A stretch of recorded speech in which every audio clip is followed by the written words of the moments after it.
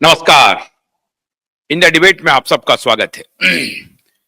मित्रों, एक बहुत बड़ी खबर आ रही है और इसलिए मैं आज इस मुद्दे पर बात नहीं करना चाह रहा था, लेकिन चूंकि अपडेट इतना बड़ा है, क्योंकि तब लगा मुझे कि आपसे बात करनी चाहिए। आपको याद होगा कि कल झारखंड से कुछ निवेशक जुड़े थे और प्रवीण उसमें चर्चा कर रहे थे कि अ, झारखंड सरकार कुछ तैयारी कर रही है और उन्होंने भी कंप्लेन किया है कि कैसे अभी भी कुछ निवेशक निवेश किए जा रहे हैं, किस स्कीम में निवेश किए जा रहे हैं। पुराने स्कीम की भी बात चल रही थी कि पुराने स्कीम में झारखंड में निवेश चल रहा है। ये सारी बातें थी, लेकिन हमारे पास एक बड़ी खबर आ रही है और वो खबर है भारत सरकार की तरफ से।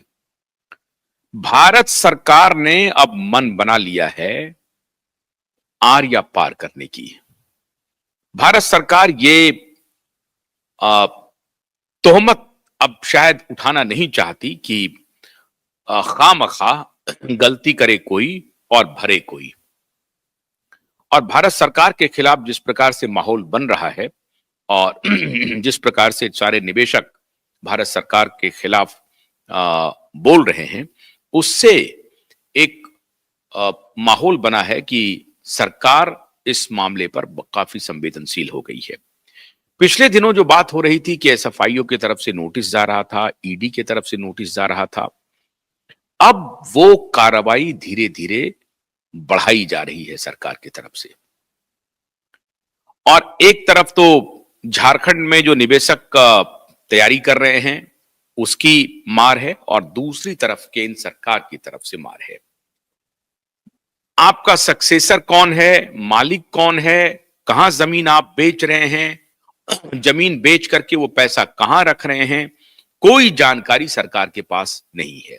लेकिन सरकार ने अपने से तहकीकात करके इसकी जानकारी मुहैया करा ली। सहारा ग्रुप ने कोई जानकारी नहीं दी, लेकिन सरकार ने यह जानकारी मुहैया करा ली है। अब सरकार सख्त हो रही है। सरकार कह रही है कि आपको पैसे निवेशकों के लौटाने ही पड़ेंगे, इस पे कोई दो राय नहीं है। और इसी बिना पर गृह मंत्री ने जाकर के झारखंड में कहा था कि आपका एक एक पाई लौटाऊंगा।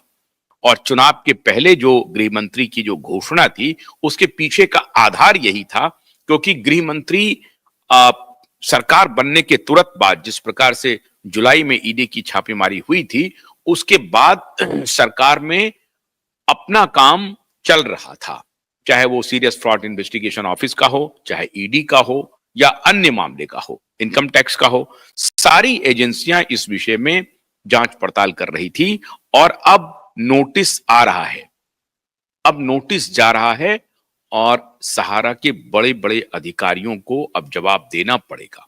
उससे वो बच नहीं सकते हैं, जवाबदारी से बच नहीं सकते हैं, जिम्मेदारी से नहीं बच सकते हैं।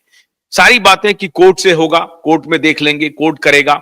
अब ये जो कोर्ट कोर्ट खेलने की जो बात चल रही थी सहारा प्रबंधन की तरफ से, अब शायद उनको आने वाले दिनों में इसका जवाब देना पड़ सकता है। और सीरियस फ्रॉड इन्वेस्टिगेशन ऑफिस जो कन्वर्जन को लेकर के बात कर रही थी, मनी लॉन्ड्रिंग का जो केस चल रहा है, मनी लॉन्ड्रिंग के मामले में सहारा बुरी तरह से फंसती नजर आ रही है। सहारा के पास कोई रास्ता नहीं है। सहारा कोई भी मैनेज करने की कोशिश करेगी, लेकिन सरकार के भी हाथ पैर बंधे हुए हैं। सरकार ब्लैक एंड व्हाइट कुछ नहीं कर सकती कि आपको हम रिलीफ दे देंगे। सरकार अभी तक जो थोड़ी सी उनको लॉन्ग रोप दे रही थी, उसके पीछे का एक कारण यह था कि सहारा प्रबंधन से जुड़े हुए या सहारा ग्रुप से जुड़े हुए लाखों लोगों की नौकरी दांव पर है। और सरकार इस दिशा में सोच रही थी कि अगर यकायक पूरी कंपनी को हम बंद कर देते हैं या सारी प्रॉपर्टीज को सीज कर लेते हैं, तो वैसी परिस्थिति में जो सहारा के ऊपर डिपेंडेंट है उनका क्या होगा। ये एक आधार था जिसको लेकर के सरकार अभी तक चुप्पी साधे हुए थी। लेकिन अब सरकार को लग रहा है कि चूंकि ये मामला आउट ऑफ बॉक्स जा रहा है, निवेशक पूरी तरह से जन आंदोलन या सड़कों पर उतर रहे हैं, अदालत जा रहे हैं, सुप्रीम कोर्ट का रुख कर रहे हैं, ऐसी परिस्थिति में अब लंबे समय तक निवेशकों को बरगलाना, निवेशकों को गुमराह करना, निवेशकों को इंतजार करवाना सरकार के हित में नहीं है। और जिस प्रकार से झारखंड में यह काम हुआ है, उत्तर प्रदेश में बहुत बड़ी संख्या है निवेशकों की।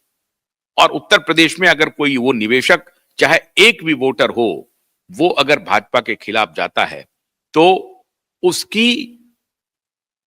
उसका रिस्क भारतीय जनता पार्टी लेने की स्थिति में नहीं है। दिल्ली में भी भारतीय जनता पार्टी को थोड़ा बहुत नुकसान हो सकता है, इसलिए भी सशंकित है, डरी हुई है। तो जैसा कि आपको मालूम है कि पार्टियां पहले खुद नहीं जाके करती हैं, जब पार्टियों को यह लगने लगता है कि उनकी स्थिति बहुत दयनीय होने वाली है, तब उनको लगता है कि नहीं, अब तो हमको जनता के साथ जाना पड़ेगा, जो जनता कह रही है उसके साथ हमें खड़ा होना पड़ेगा।